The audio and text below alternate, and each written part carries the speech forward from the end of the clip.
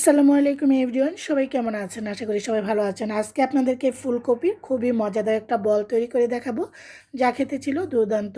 শীতের ফুলকপি শেষ হওয়ার আগে আপনারাও চাইলে লোভনীয় এই রেসিপিটা বানিয়ে বাচ্চাদের টিফিনে বা ফ্রোজেন করেও রাখতে পারেন। চলে যাচ্ছি রেসিপির মূল পর্বে। আমি এখানে একটা ফুলকপির 3 ভাগের 1 ভাগ নিয়েছি, একটা গাজর নিয়েছি মিডিয়াম সাইজের। এখন আমি গাজরটাকে গ্রেট করে নিয়েছি, তবে চেষ্টা করবেন একদম চিকন করে নেওয়ার জন্য, এতে করে কিন্তু বলগুলো দেখতে সুন্দর হবে। ঠিক এভাবে করে আমি গ্রেট করে নিব। গাজরটা পুরোপুরি গ্রেট হয়ে গিয়েছে।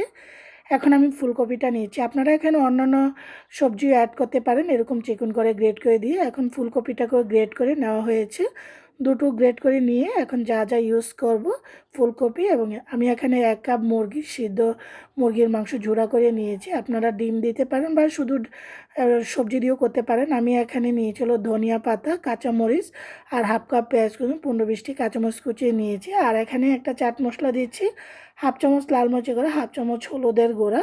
বলটাকে আরও একটু টেস্টি করার জন্য একটা ম্যাগি মশলা দিয়েছি, স্বাদ অনুযায়ী লবণ। আর এটা বাইন্ডিংয়ের কাজ করবে। আপনারা ব্রেড ক্রাম্বস দিয়ে করতে পারেন বা ব্রেড দিয়ে করতে পারেন, এতে করে অনেক মুচমুচে হয়, উপরটা মুচমুচে ভেতরটা সফট থাকে। আমি যেহেতু পাউরুটি একটু ড্রাই ছিল, এই জন্য আমি একটু ভিজিয়ে দিয়েছি। যদি সফট থাকে ভিজানোর দরকার নেই, ড্রাই হলে একটু পানির মধ্যে ভিজিয়ে দিলে সবচেয়ে সুন্দরভাবে মিশে যাবে। আপনার চাইলে ব্রেড ক্রাম্বস করেও দিতে পারেন, যার যেটা পছন্দ, বিস্কিটের গুঁড়া।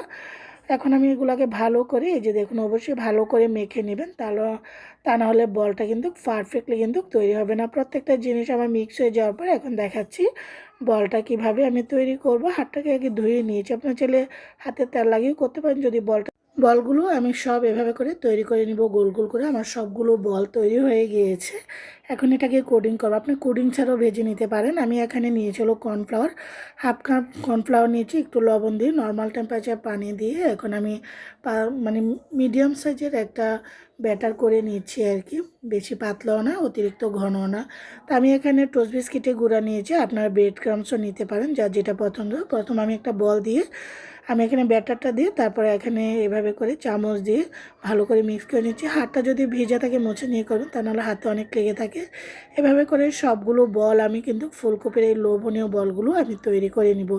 সুস্বাদু এই বলগুলো খেতে কিন্তু দুর্দান্ত। শীতের ফুলকপি শেষ হয়ে যাওয়ার আগে আপনারা লোভনীয় ফুলকপির এই বলগুলো তৈরি করে নিতে পারেন, বা যে কোনো সবজি দিয়ে। আশা করি সবারই ভালো লাগবে। এখন আমি অনেকগুলো যেহেতু বানিয়েছি, রমজানে চাইলে আপনারা এরকমভাবে করে রেখে দিতে পারেন। রমজানে ইফতারের আইটেমে লোভনীয় এই বলগুলো, ফুলকপির বলগুলো বাচ্চাদেরকে বা টিফিনও দিতে পারেন। আমি একটা এয়ারটাইট কন্টেনার বক্সে ডিপ ফ্রিজে রেখে দেবো। তেলটা আগে থেকে বসিয়ে রেখেছি, তেলটা যেন পারফেক্টলি গরম হয় সেদিকে অবশ্যই খেয়াল রাখবেন। আমি কিন্তু বলগুলো সব দিয়ে দিয়েছি ভেজে নেওয়ার জন্য। এখন আলতোভাবে একটু নেড়ে দিচ্ছি, যেন কোনোটা গায়ে এভাবে লেগে না থাকে। যদিও লেগে যাবে না, তারপর একটু ছাড়িয়ে নিচ্ছি। এখন উল্টিয়ে পাল্টিয়ে দিচ্ছি আস্তে করে। আপনারা চাইলে এখানে ব্রেড ক্রাম্বস ছাড়াও কিন্তু এটা করতে পারেন, কোনো সমস্যা নেই। খুব আলতোভাবে আমি নাড়াচাড়া করছি, যেহেতু এগুলো নরম জিনিস।